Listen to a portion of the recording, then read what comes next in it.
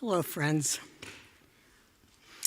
Clarisse Jordan contracted HIV when she was just 16 years old. And upon receiving her diagnosis a few years later, she was told that she would not live past the age of 24. Clarisse chose not to accept that.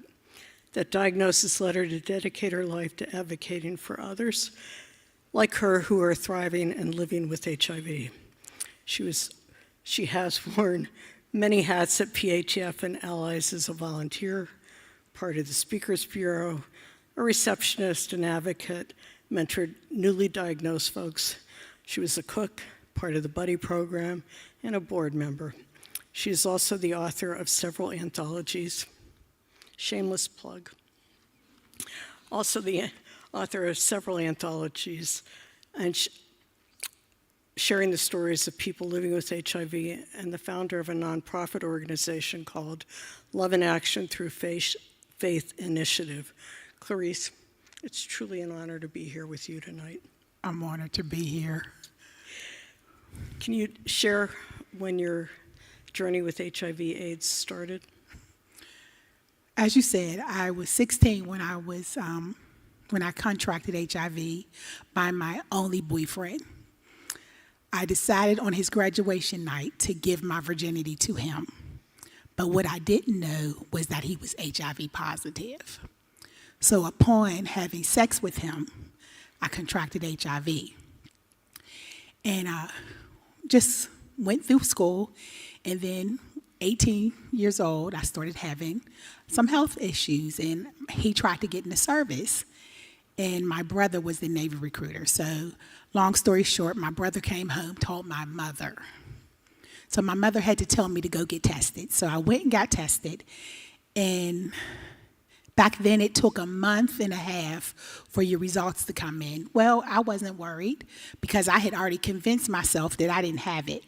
So the doctor came in and she said, "You're HIV positive, you'll die by the time you're 24, make an appointment at the front desk." And she walked out. And what did you say then? Or how did you navigate that? I was in shock. I always tell people that, you know the cartoon, Charlie Brown, and there was a teacher, when the teacher talked, it was womp, womp, womp, womp, and all I heard was womp, womp, die, 24. Yeah. So I went home, told my mother that didn't go off too well. A month later, she asked me to leave her home. Moved in a house with two people who had 3 children, and lived and waited to die. Living to die is what I was doing.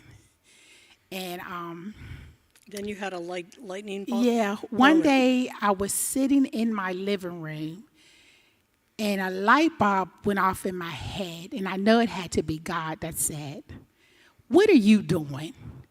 Get yourself up." And I said to myself, and I said it out loud, if HIV is going to get me, it's going to have to find me.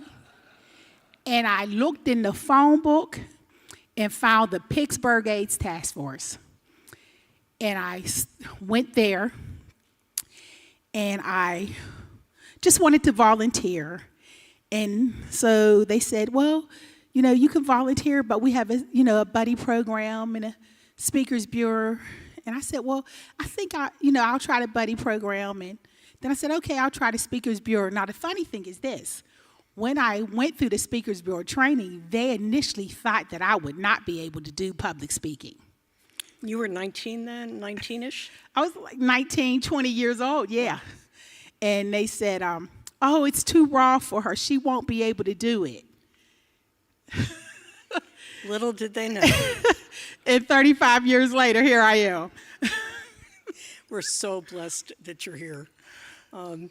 So many years. Yeah. In preparing for this, the most impactful thing I've ever heard in the past many years of working in this community is, if AIDS is going to get me, it has to find me. And so many years out, At one point, you told me that HIV/AIDS gave you a purpose. You're quite the survivor and more than an incredible inspiration. What lessons have you learned living with AIDS, and what would you like your legacy to be? Tell us what you're doing now. I have a nonprofit called Love in Action Through Faith Initiative. And it is an advocacy group that helps to bridge the gap between the HIV/AIDS world and the church. And so it is my goal and the goal of my nonprofit to educate the church. So because my reality is, I don't care what was going on in my life, I was always in the church. So I want to educate where I came from, because if I was sitting in there, there are other people sitting in there and they are quiet. So, but my legacy, I want it to be that people remember me. Whoa. We will remember you. I want people to remember me because of my love. I believe that my existence, my very existence, is to love. And I believe that God uses me to love people back to life. So my legacy, when people talk about me when I'm no longer here, I want them to say, she was crazy as all get out, but she loved. Ain't nobody love you like Clarisse. You know, she gonna love you, she gonna feed you. Yeah. So that's what I want my legacy to be. I didn't want to be another person with HIV. You know, I didn't want to be a number. You have done such a damn fine job of doing that, and we're so grateful that you've been a part of the legacy of PATF and now Allies for Health and Wellbeing. Thank you, Clarisse. Thank you.